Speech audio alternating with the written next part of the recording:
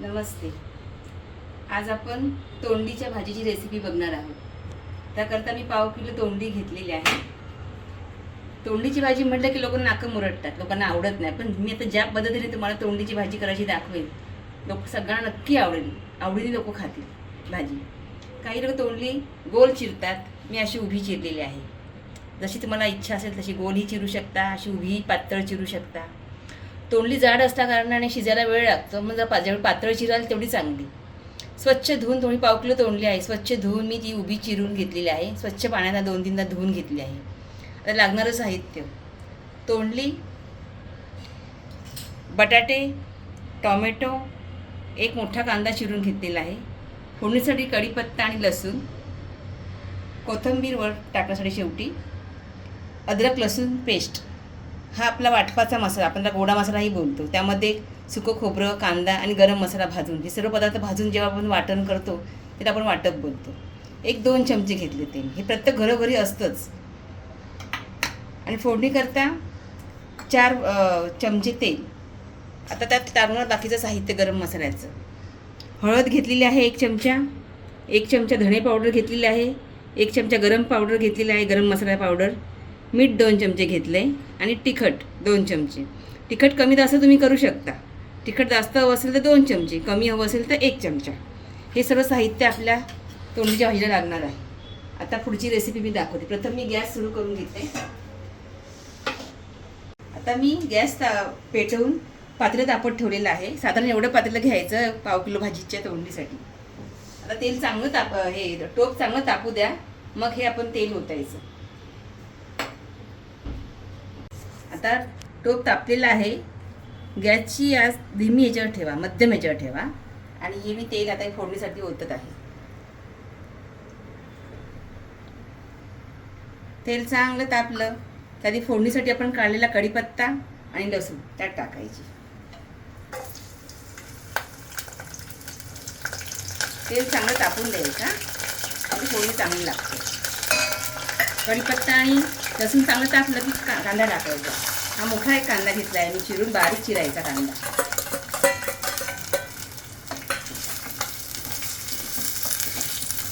कांदा व्यवस्थित परतून घ्यायचा, त्याचा रंग बदलेपर्यंत.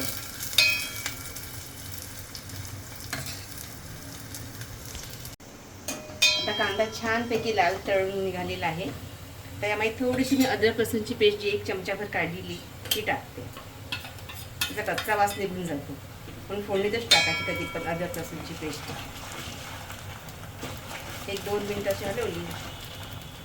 त्यानंतर टोमॅटो टाकायचा. टोमॅटो हा 2 छोटे लहान टोमॅटो घेतलेले होते. टोमॅटो किती टाकायचे काय ते आपल्या अंदाजावर. जास्त आंबटपणा येऊ नये म्हणून पाव किलो मी तोंडलीच्या भाजीला 2 टोमॅटो लहान घेतले. त्याच्यामध्ये आता मी जे आपण गरम मसाल्याचं काढलं होतं, हळद 1 चमचा हळदी ती, धणे पावडर होती ती, गरम मसाला होता तो, मिरची पावडर 2 चमचे होती ती, सर्व टाकून आता व्यवस्थित मिक्स करते. थोडंसं मीठ टाकते आधी, शेवटी भाजीत मीठ टाकायचं. थोडंसं टाकून घेता जास्त, म्हणजे टमाटे लवकर नरम होतात आणि लवकर शिजतात.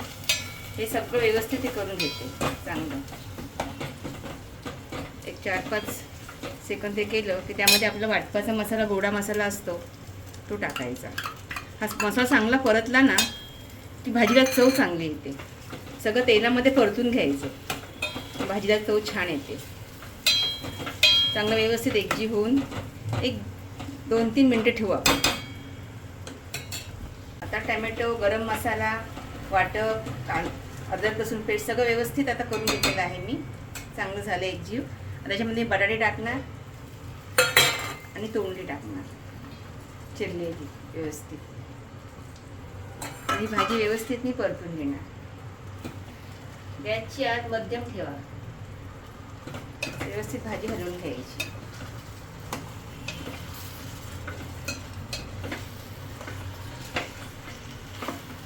फास्ट गॅस करायचाच नाही. जितका हलवताना मध्यम आचेवर गॅस असेल तितकी भाजी चांगली होते. आणि शिजवताना बारीक करून ठेवायचा, भाजी तेवढी चांगली व्यवस्थित होते.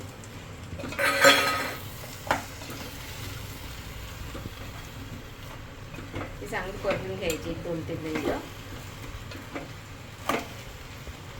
सगळा व्यवस्थित त्याला मसाला लागला पाहिजे अशी हलवून घ्यायची. गॅस मध्यम ठेवलेला आहे मी. चांगली हलवून घेतली की त्याच्यावर झाकण ठेवायचं. गॅस बारीक करायचा आणि भाजी वाफेवरच सहसा शिजवायला बघायची. आणि मी थालीवर पाणी ठेवले आणि गॅस मंद केले. बारीक करा. ते जाड तुमची थाळी ह्याची असा टोप तर मध्यम ठेवा. मी बारीक करून ठेवलेला आहे गॅस. आणि वाफेवर भाजी शिजण्यासाठी मी ताटावर पाणी ठेवले. आता ही शिजू द्यायची. आता 10 मिनिटं झालेली आहेत. आपली भाजी कितपत शिजते ती बघूया. पाणी पण वरचं तापलेलं आहे. खाली पाणी सुटलेलं आहे. सुकी भाजी करायची असेल तर पूर्ण वाफेवर शिजवा. आणि मग समजा ग्रेव्ही हवी असेल तर हे गरम पाणी ओतायचं. थंड पाणी अजिबात ओतायचं नाही. थोडासा ग्रेव्ही आली तरी चपातीची भाकरीची खाता येते. म्हणजे हे गरम पाणी वरती जी थालीवर आपण ठेवतो तेच ओतायचं. ही भाजी भाताशी पण खाता येते, भाकरीशी पण, चपातीशी पण खाता येते. तर भाजी ग्रेव्ही चांगली असेल डाळीची किंवा आमटीची सुद्धा गरज लागत नाही. तर भाजीच्या ग्रेव्हीशी खाता येतं. आता बघा थोडीशी तरी सुटायला लागली बघा भाजीची. अजून कच्चं आहे तोंडली. जर अशीच शिजू द्या. अशीच ठेवायची शिजत. पण ताटावर पाणी ठेवायचं. हे थाळीतलं पाणी गरम मी आत ओतलं ग्रेव्हीसाठी आणि शिजण्यासाठी पण. तोंडलीच्या वाफेवर पण शिजवू शकता. पण मला ग्रेव्ही हवी म्हणून मी पाणी आता आत ओतलं आहे. पुन्हा झाकण ठेवायचं आणि झाकणावरच पाणी ठेवायचं तापत. पुन्हा जर पाणी शिजेपर्यंत पाणी ठेवत राहायचं वरती. पूर्ण तोंडली शिजली पाहिजे. कच्ची तोंडली चांगली नाही लागणार. भाजी शिजायलाच पाहिजे. तोंडली जरा जाड असते म्हणजे जरासा वेळ घेते शिजायला. पण थालीवरच पाणी ठेवायचं आणि बाकीचं आधीचं पाण्याने आत ओतलं.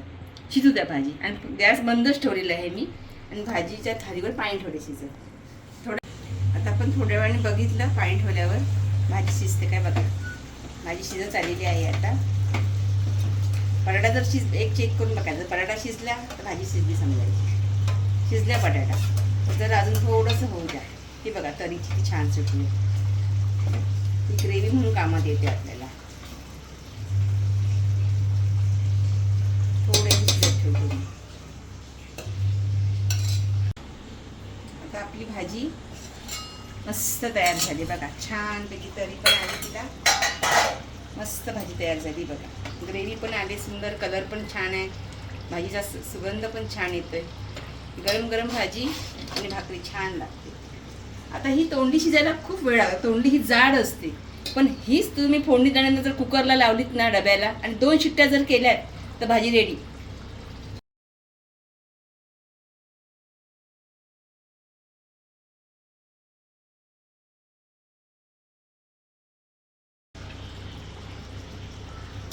आणि गरम गरम भाकरी मस्त.